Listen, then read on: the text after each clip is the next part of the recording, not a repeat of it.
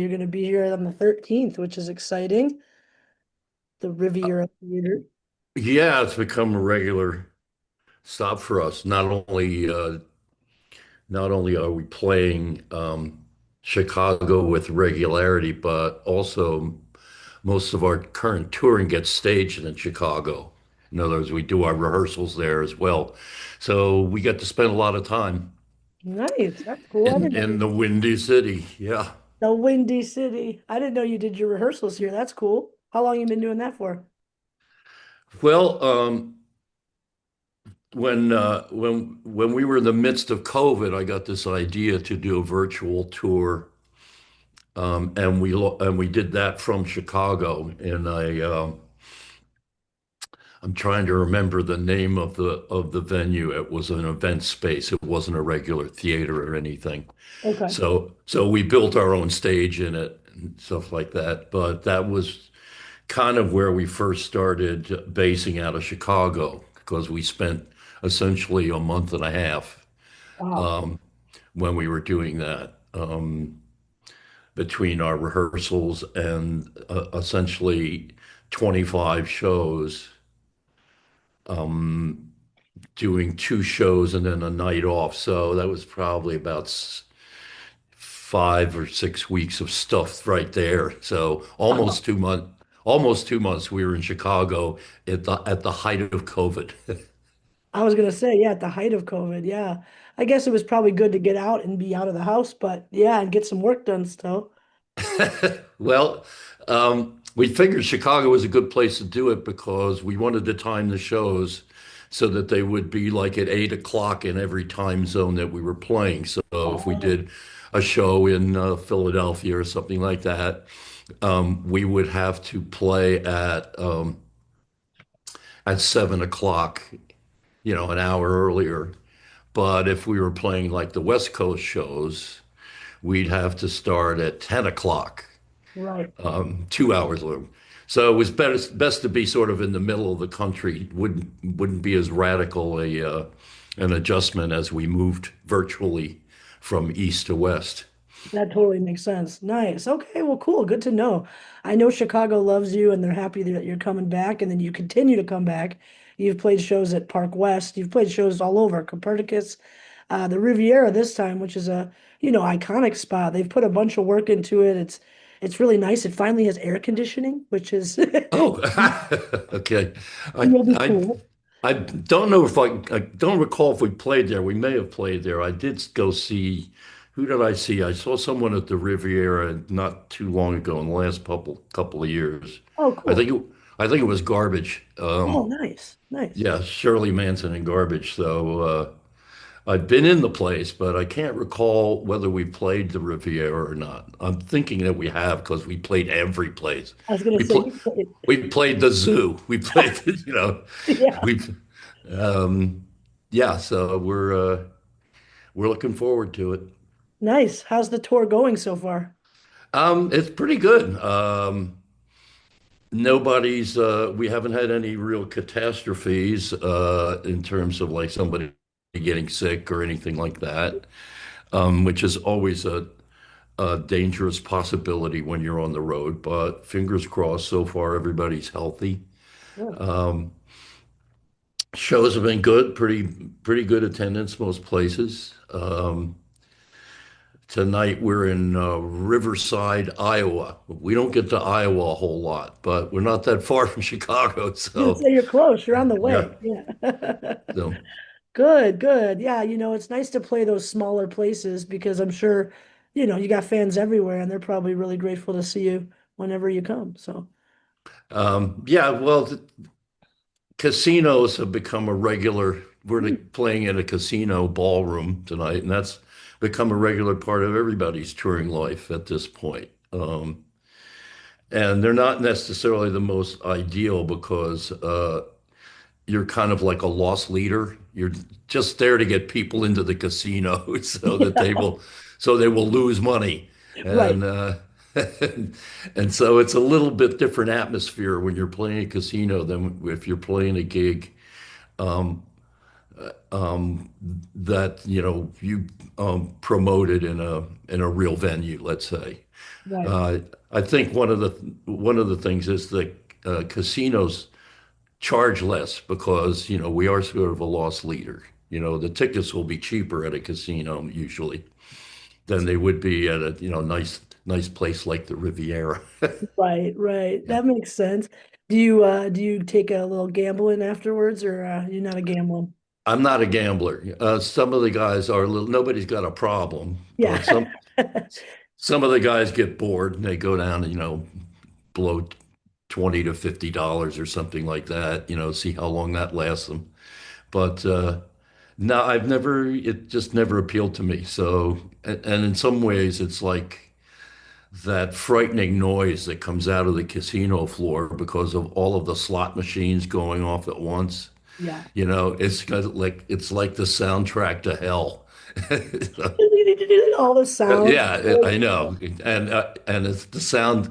Sometimes it's the sound of people winning, and most of the time it's the sound of people losing. So, Yes. People being very sad and not happy. well, that's the casino business. Yeah, That's why you come in and provide the entertainment. yeah, just a little light moment for you before you go out and lose your house. Right. Hey, at least I saw Todd. I love that. Oh, well, good. I'm glad the tour is going well, and I'm glad that you're coming back to Chicago. As always, we love you here. Tell me a little bit about Global Nation TV. What's that all about? Um, Back in the 90s, I got the idea to offer um, a subscription service to my fans. Um, the internet was very new then, and also record labels they were very leery of it, and they didn't want to use the internet. They didn't want to put anything on a server. But I saw it as an opportunity to kind of get my fans to underwrite the any new work that I've done. And so I got the thing up and working. I got about 5,000 subscriptions, but I neglected to actually build like a corporate structure around it. So I wound up doing like customer service, and tech support and Yeah, everything else to the point that I didn't have time to do music anymore. So it kind of collapsed after that first one. I'm sure. And then I thought about reviving it several times. And then when COVID hit, I thought, well, this is the way of the future now. I better get back to building this thing again. And in the meantime, several other Spotify and Patreon, it's a very similar name to Patronet. So we figured we should create a little differentiation, and that's why we changed the name to Global Nation. But in the next, geez, it's a matter of almost days now. We're going to start offering my service on Global Nation TV. So if people want to go to Global Nation TV and learn about it, it's all stuff that's curated by me. A lot of it is extremely rare to non-existent elsewhere. Um, Much of it, I remastered it so it'll be the highest quality possible for everybody. And then, of course, when I get off the road and have some time, I'll start making new music as well. That'll be the place to find it. So, Cool. Okay, so Global Nation TV is going to have a lot of things that you're doing that's special towards you. It's going to be where you release things. And is it only you as an artist, or is there other artists going to be involved in this? well, Global Nation is an overall service model that any artist can use. That doesn't have to be, you don't have to be a musician either. Cool. If you were like a filmmaker and you wanted to build support for your project or something like that. Um, Essentially, it's, anything that can be attached to a subscription, even, single one-off events, that's just a short terms of subscription. So, yeah, other artists will be able to use it as well. And as I say, there is just more stuff than you can swing a cat at, you know.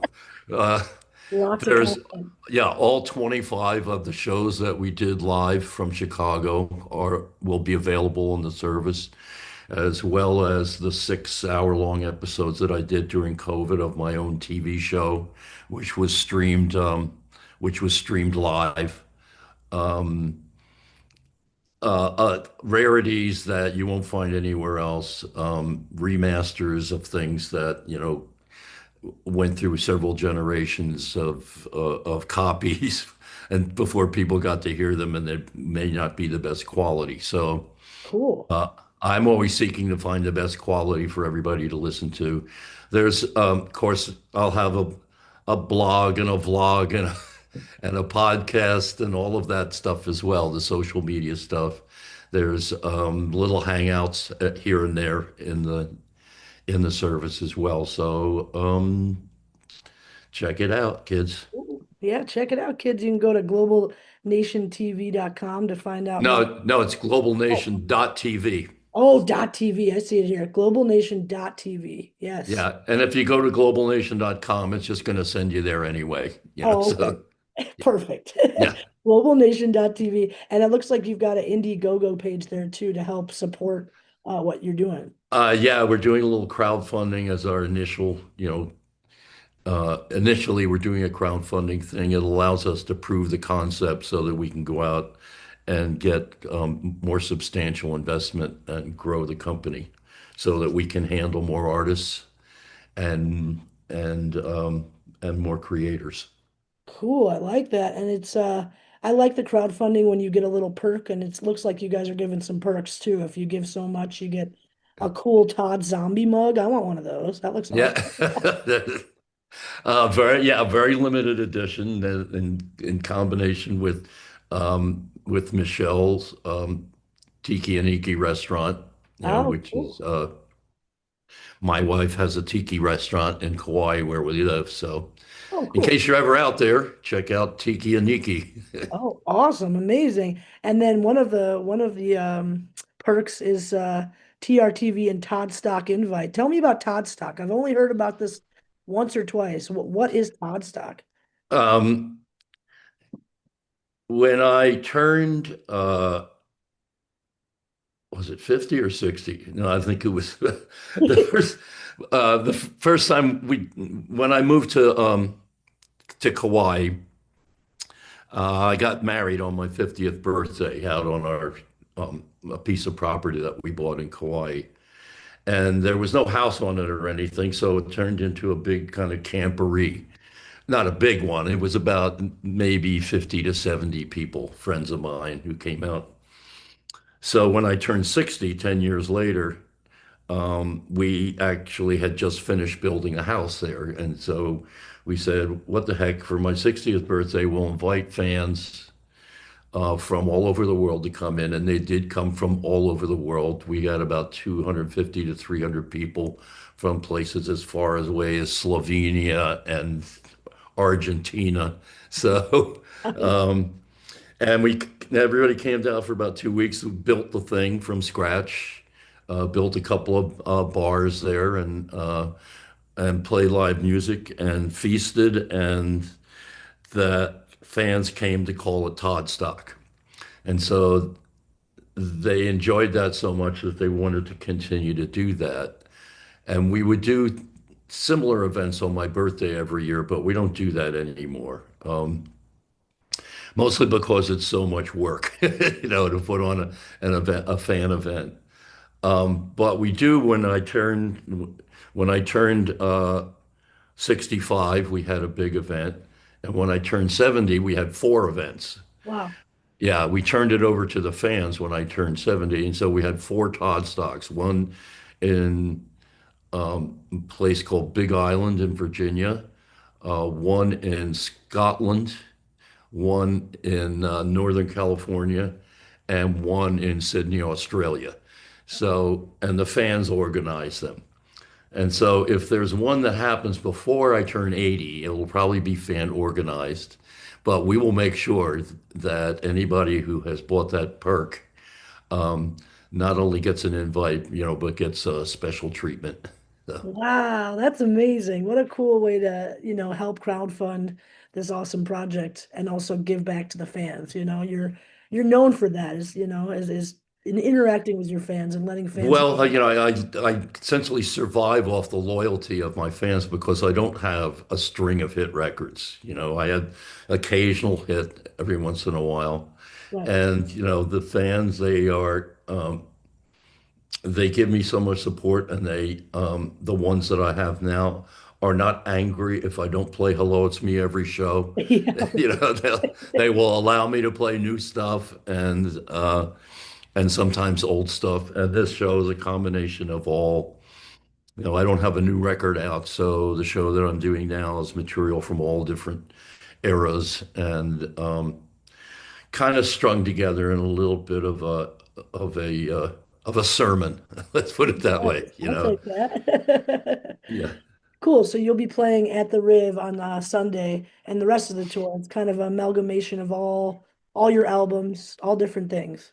Yeah, well, we go until the end of the month, Okay.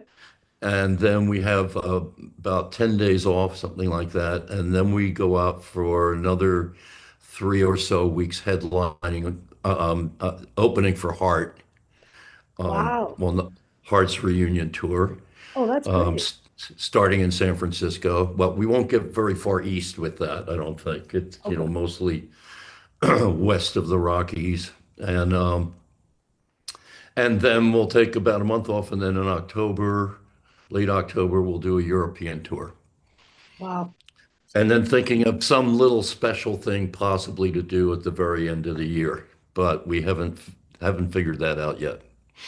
Nice, man. How do you stay at it? How can you do so many dates still and just rock it? It's one of those things that if you stop doing it, it's really hard to start again. So, Mhm. I mean, I know that if I take 3 or 4 months off on the road, it just, it'll take me at least 2 weeks to get back into shape. So it's not like riding a bicycle. You can't just hop on and off it. You have to kind of keep doing it. My whole philosophy is you don't take your foot off the pedal. You just stand on that thing until, Thelma and Louise, you go right over the cliff, right? And enjoy it. Enjoy every minute of it, right? Yeah, laughing the whole time, right? That's what we're talking about. Oh, Todd, thank you so much. We appreciate you taking time with us, talking about your tour, talking about the new global TV initiative and Heart, man. That's going to be a great thing to be a part of. I'm super excited for you. It'll be fun playing some big places again. I haven't done, I played, I've opened with Daryl. Daryl plays, he does larger venues than I can do. He does the sheds in the summer and things like that. But, Sure. yeah, it'll be fun playing to a bigger crowd. Do you think you'll get up there with Heart and maybe collaborate on a tune or something? You never know, Maybe. I don't know. Maybe. We just got our fingers crossed they make it out onto the road again, Yeah, because they've been having some few issues, getting onto the road and then staying there. sure. So we're hoping that Ann is in good shape and doesn't have any accidents on the way to Yeah, San Francisco. right. Well, you give them your advice there. Put the pedal to the metal and just Here you go. go. Okay. Well, thank you so much. We'll see you on Thank Sunday you. at the Riviera. We appreciate you. All right. Take care. We'll see you soon. Have a wonderful day. Bye-bye. You too. Bye bye. Bye.